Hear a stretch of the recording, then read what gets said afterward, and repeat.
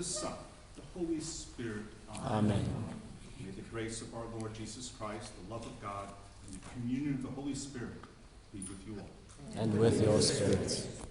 I'm delighted to welcome you all and also to welcome some of our brother Jesuits, Justin Shim from South Korea, who is working with refugees from South Sudan, Father William from Colombia, and Father Alejandro, who's recently returned from the Mexican-American border, working again with refugees.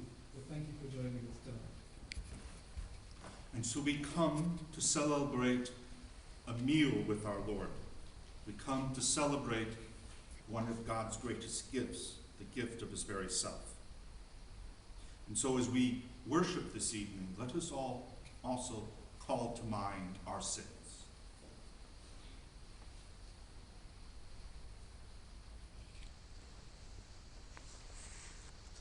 I confess to Almighty God and to you, my brothers and sisters, that I have greatly sinned in my thoughts and in my words, in what I have done and what I have failed to do, through my fault, through my most grievous fault.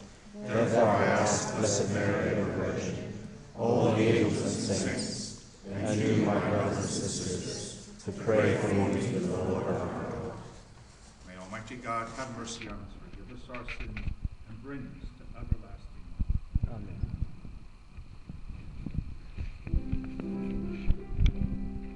Yeah.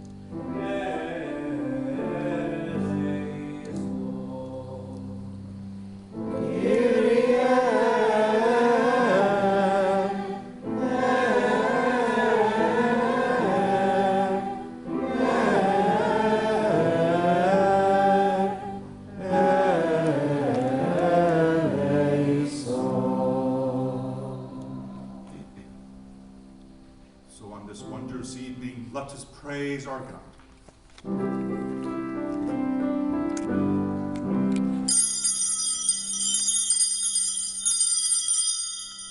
Gloria in excelsis Deo. Et in terra pax hominibus, bone voluntatis, rada aurus te, benedicibus te,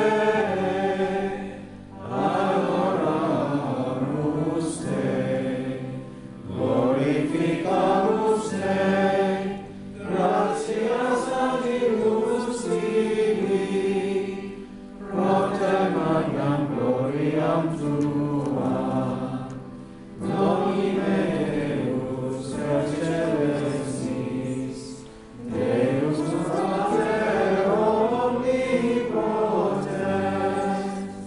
Domine Filii unigenite, Iesu Christe, Domine Deus salus Dei, Filius Patris, qui tollis peccata muri,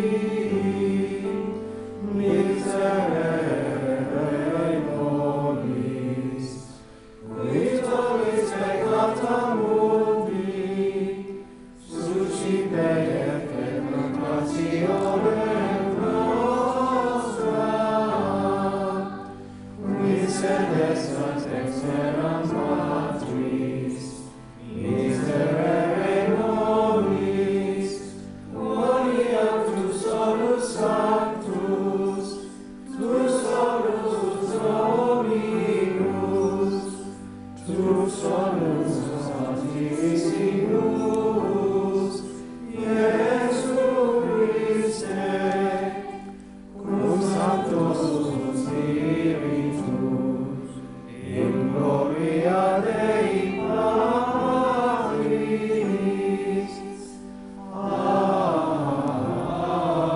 Amen.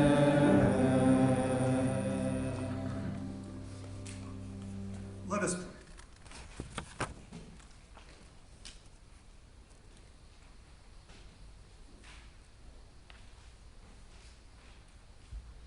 O God, who have called us to participate in this most sacred supper, in which your only begotten Son, when about to hand himself over to death, entrusted to the church a sacrifice new for all eternity, the banquet of his love.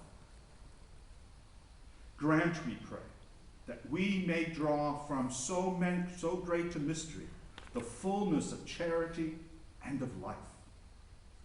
Through our Lord Jesus Christ, your Son, who lives and reigns with you in the unity of the Holy Spirit, one God, forever and ever. A reading from the book of Exodus. The Lord said to Moses and Aaron in the land of Egypt, "This month is to be the first of all the others for you, the first month of your year. Speak to the whole community of Israel and say, on the 10th day of this month, each man must take an animal from the flock, one for each family, one animal for each household. If the household is too small to eat the animal, a man must join with his neighbor, the nearest to his house, as the number of persons requires. You must take into account what each can eat in deciding the number for the animal. It must be an animal without blemish, a male 1-year-old. You may take it from either sheep or goats. You must keep it till the 14th day of the month, when the whole assembly of the community of Israel shall slaughter it between the 2 evenings. Some of the blood must then be taken and put on the 2 doorposts and the lintel of the houses where it is eaten. That night the flesh is to be eaten, roasted over the fire. It must be eaten with unleavened bread and bitter herbs. You shall eat it like this, with a girdle round your waist, sandals on your feet, a staff in your hand. You shall eat it hastily. It is a Passover in honor of the Lord. That night I will go through the land of Egypt and strike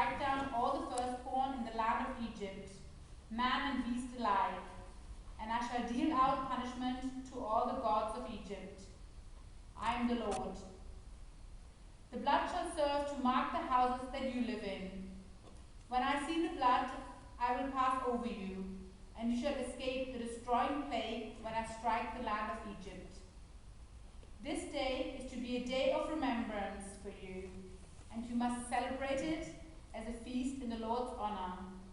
For all generations, you are to declare it a day of festival forever. This is the word of the Lord. Thanks be to God.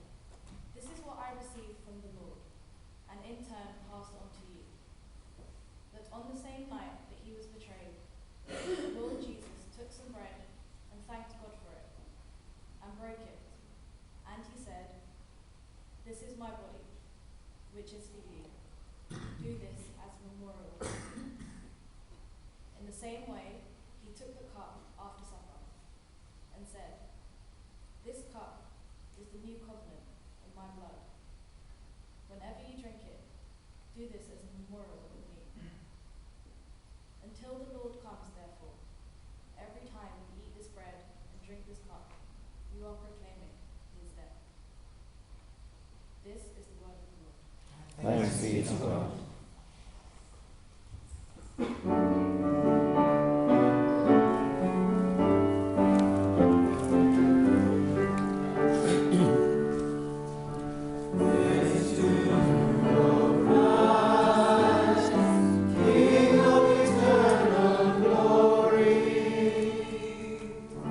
I give you a new commandment.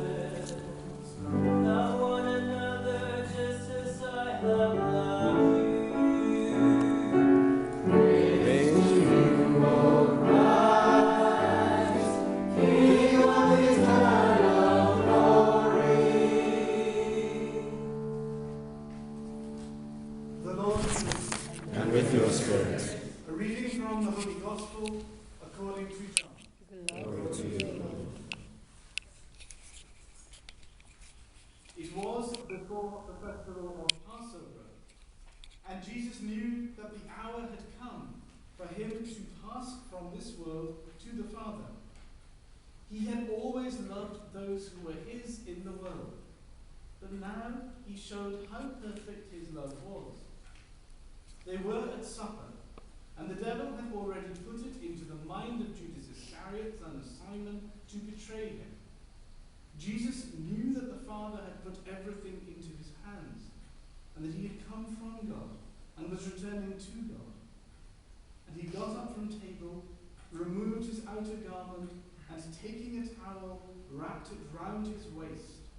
He then poured water into a basin and began to wash the disciples' feet and to wipe them with the towel he was wearing. He came to Simon Peter, who said to him, "Lord, are you going to wash my feet?" Jesus answered, "At this moment you do not know what I am doing, but later you will understand." Peter said, "Never. You shall never wash my feet." Jesus replied, "If I do not wash you, you can have nothing in common with me." "Then, Lord," said Simon Peter, "not only my feet, but my hands and my head as well." Jesus said, "No one who has taken a bath needs washing. He is clean all over. You too are clean, though not all of you are." He knew who was going to betray him. That was why he said, "Though not all of you are." When he had washed their feet and put on his clothes again, he went back to the table. He said, "Do you understand what I have done to you? You call me Master and Lord, and rightly, so I am. If I then, the Lord and Master, have washed your feet, you should wash each other's feet.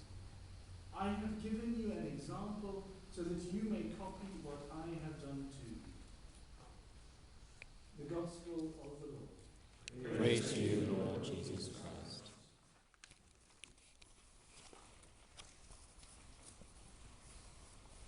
We already know what will happen here in 49 hours. We know what the church will celebrate for the following 50 days.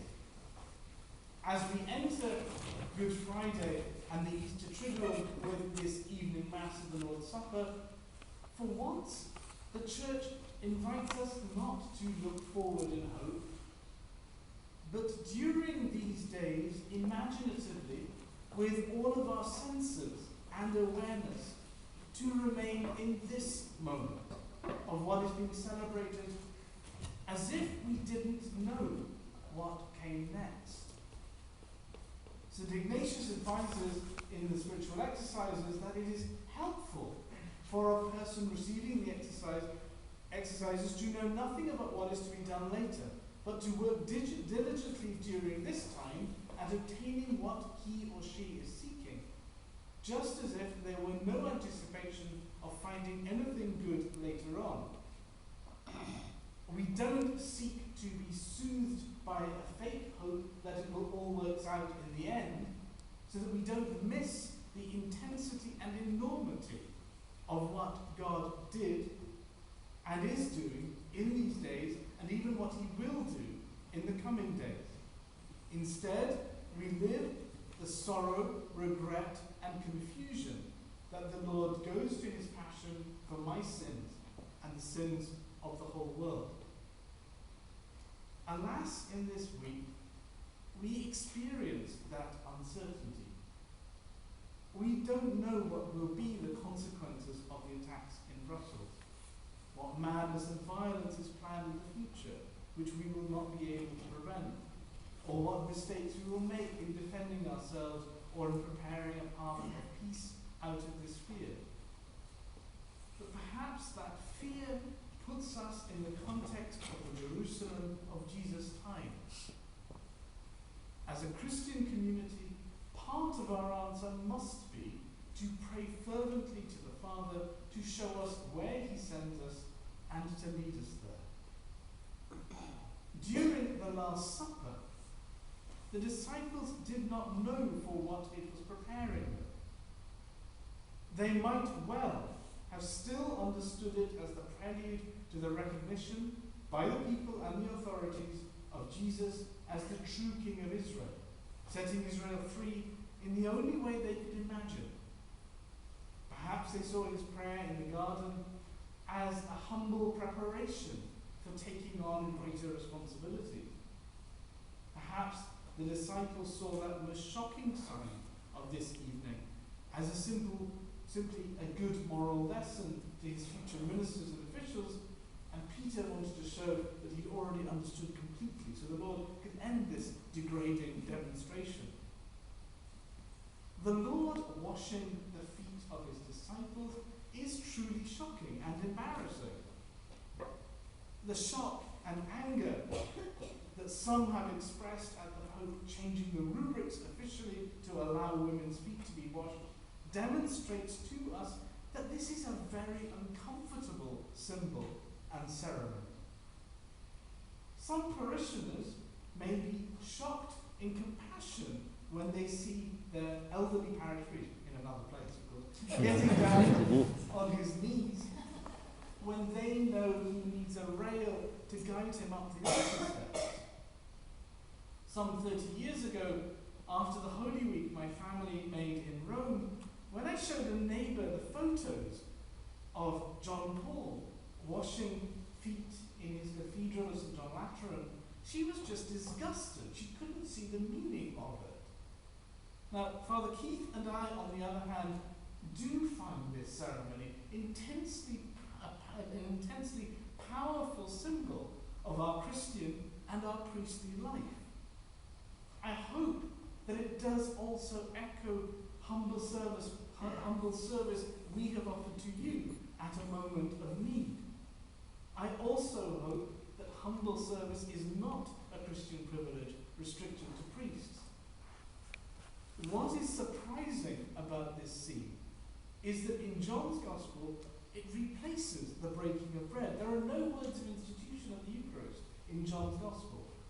In the last of the 4 Gospels to be written down, when Christians had celebrated and lived the Lord's death and resurrection by the breaking of bread for some 6 decades, we cannot imagine that the evangelist did not know about the breaking of bread or forgotten about it as he was writing. John chooses to use the sign of humble service normally done by a slave to illuminate or underline the meaning of the paschal mystery of the Eucharist. St. John shows us that this shocking act of humble service is equivalent to the Eucharist, in which we, who are nourished by the body and blood of the Son and filled with his Holy Spirit, become one body, one spirit in Christ. As we celebrate the Eucharist, which makes us present at the death and resurrection of the Lord, we are called to ensure that it has that element of foot washing, of humble service to others who are in need. Today, the Pope washed the feet of refugees, who are perhaps at this moment the most visibly inconvenient and most visibly in need. Our memorial of the Lord's Passion, our living from his presence in the Eucharist, our whole Christian life asks of us some aspect of foot washing, of humble service to those with whom we become one body, one spirit in Christ. As we follow the Lord in his passion, let us ask for sorrow with Christ in sorrow, a broken spirit with Christ so broken, tears and interior suffering because of the great suffering which Christ endured for us, and that we may share in the sorrow and tears of our brothers and sisters, loving them as we love the Lord and as the Lord loves them, so that as one body we may be together wherever Christ is.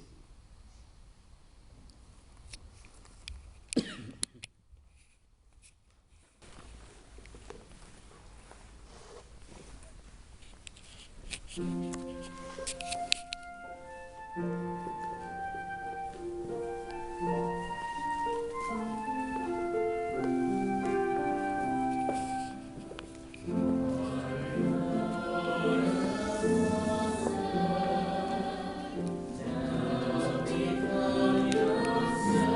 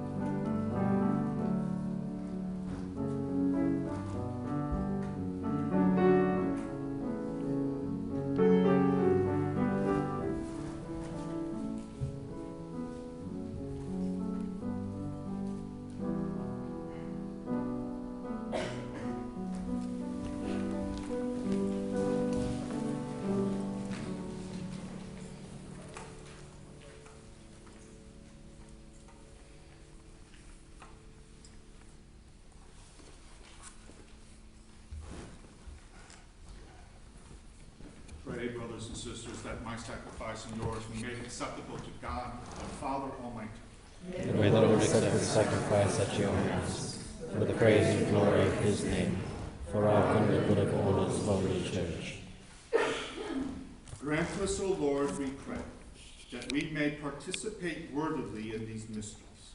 For whenever the memorial of this sacrifice is celebrated, the work of our redemption is accomplished. Through Christ our Lord. Amen.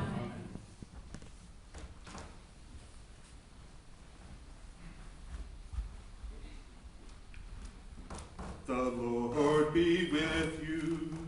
And with your spirit, Lift up your hearts. we lift them up to the Lord. Let us give thanks to the Lord our God. It is right and just. An eternal priest, who instituted the pattern of our lasting sacrifice, and was first to offer himself as the saving victim, commanding us to make this offering as his memorial. As we eat his flesh that was sanctified for us, we are made strong. And as we drink his blood that was poured out for us, we are washed clean.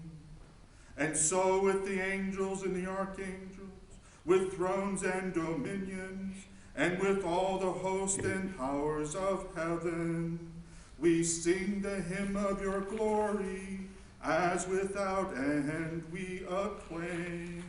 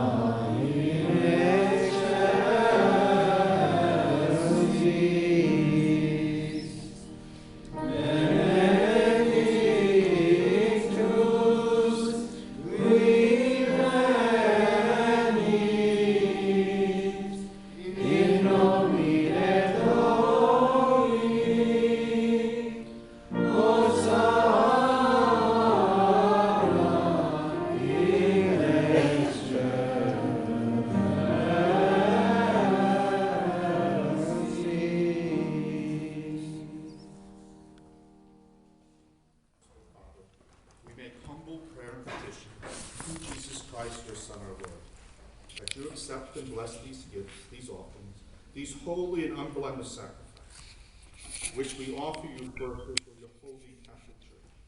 Be pleased to grant her peace, to guard, unite, and govern her throughout the whole world, together with your servant Francis, our Pope, and Bernard, our Bishop, and all those who, holding to the truth, hand on the Catholic and Apostolic faith. Remember, Lord, your servants, all the members of the Oxford University community, and all gathered here, whose faith and devotion are known to you.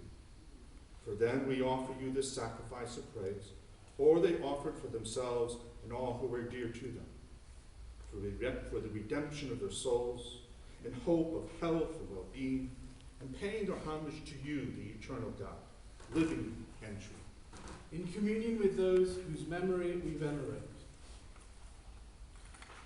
especially the glorious ever Virgin Mary, Mother of our God and Lord Jesus Christ, and blessed Joseph, her spouse, your blessed apostles and martyrs, Peter and Paul, Andrew, James, John, Thomas, James, Philip, Bartholomew, Matthew, Simon and Jude, Linus, Cletus, Clement, Sixtus, Cornelius, Cyprian, Lawrence, Chrysogonus, John and Paul, Cosmas and Damien, and all your saints.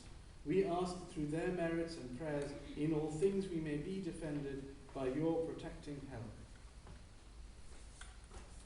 Therefore, Lord, we pray, graciously accept this oblation of our service, that of your whole family, which we make to you as we observe the day on which our Lord Jesus Christ handed over the mysteries of his body and blood to his disciples, for his disciples to celebrate.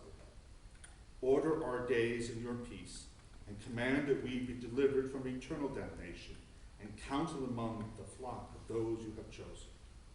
Be pleased, O God, we pray, to bless, acknowledge, and approve this offering in every respect. Make it spiritual and acceptable, so that it may become for us the body and blood of your most beloved Son, our Lord, Jesus Christ. The day before he was to suffer, for our salvation, the salvation of all, that is today, he took bread in his holy and venerable hands, and with eyes raised to heaven to you, O God, his almighty Father, giving you thanks, he said the blessing, broke the bread, gave it to his disciples, saying, "Take this, all of you, and eat of it, for this is my body, which will be given up for you."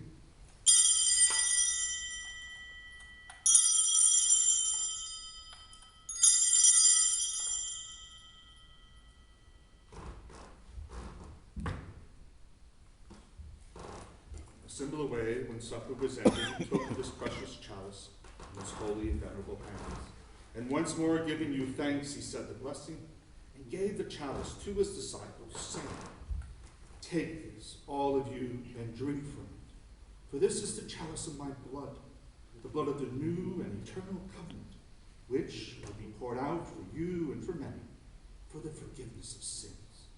Do this in memory of me."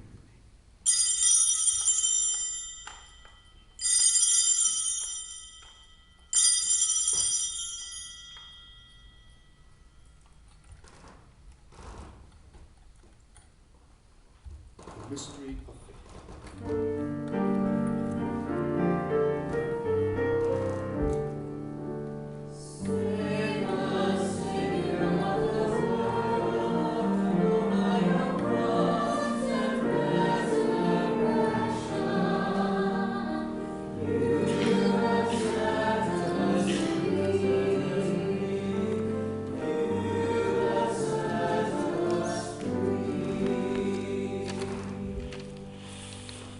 Therefore, Lord, as we celebrate the memorial of the Blessed Passion, the resurrection from the dead, and glorious ascension into heaven of Christ, your Son, our Lord, we, your servants and your holy people, offer to your glorious majesty from the gifts that you have given us, this pure victim, this holy victim, this spotless victim, the holy bread of eternal life, and the chalice of everlasting salvation. Be pleased to look upon these offerings with a serene and kindly countenance, and to accept them as once you were pleased to accept the gifts of your servant Abel the just, the sacrifice of Abraham, our father in faith, and the offering of your high priest Melchizedek, a holy sacrifice, a spotless victim. In humble prayer we ask, Almighty God, command that these gifts be borne by the hands of your holy angel to your altar in high in the sight of your divine majesty, so that all of us who, through this participation at the altar, receive the most holy body and blood of your Son, may be filled with every grace and heavenly blessing. Remember also, Lord, your servants, especially those who have died seeking life, and all those who have gone before us with the sign of faith, and rest in the sleep of peace. Grant them, O Lord, we pray, and all who sleep in Christ, a place of refreshment, light, and peace.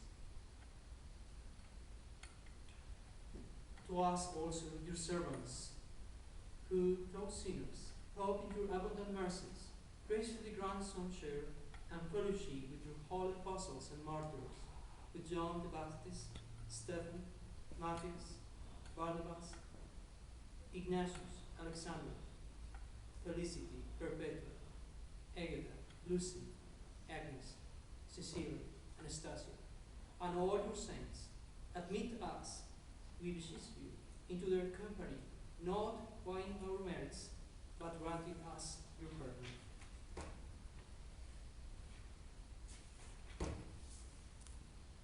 Through whom you continue to make all these good things, O Lord, you sanctify them, fill them with life, bless them, and bestow them upon us.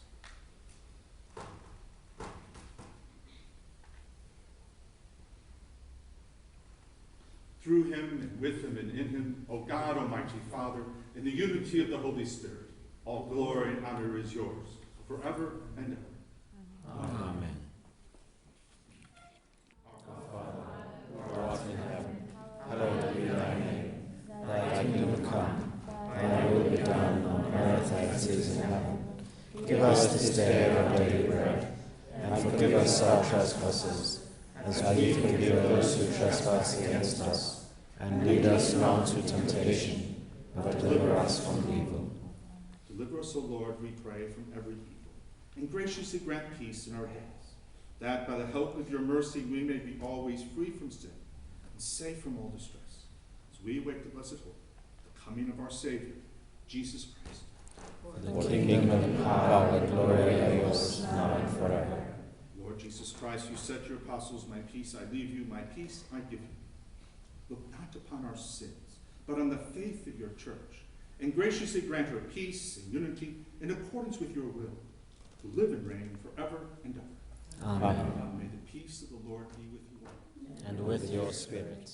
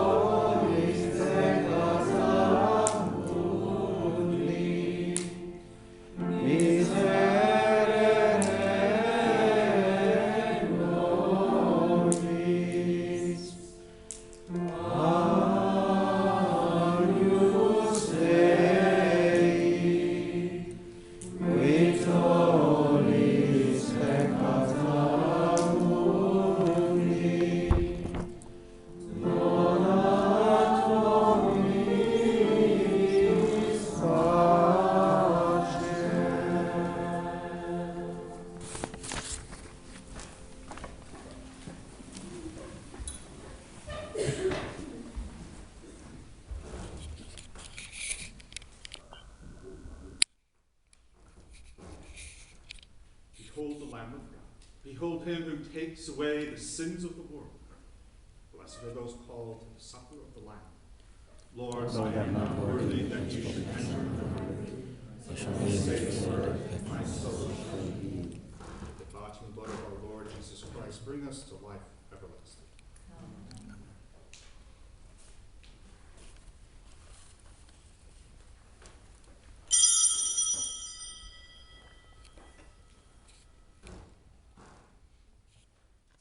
Grant, Almighty God, that just as we are renewed by the supper of your Son in this present age, so may we enjoy his banquet for all eternity, who lives and reigns forever and ever. Amen. And now we make our solemn procession to the altar of repose. They will be watching at the altar of repose in the chapel until midnight if you would like to remain.